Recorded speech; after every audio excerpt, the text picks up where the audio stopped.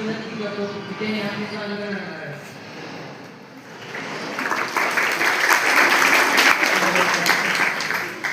नमस्कार, माझे नाव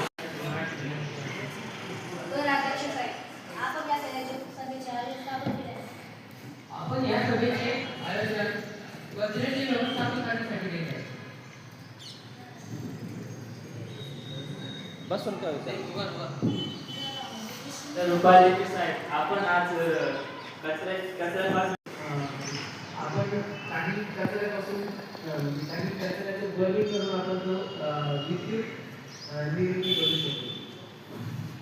माझी ही उपस्थिती आहे कचरा व्यवस्थापनाचे प्रभावी मार्ग कोणते? कचरा व्यवस्थापनाचे प्रभावी मार्ग म्हणजे कचरा कमी करणे, पुनर्निर्मिती करणे आणि पुनर्वापर करणे. माझ्या आशेचे शाळेत आपण कचऱ्याचे व्यवस्थापन बाबत लोकांना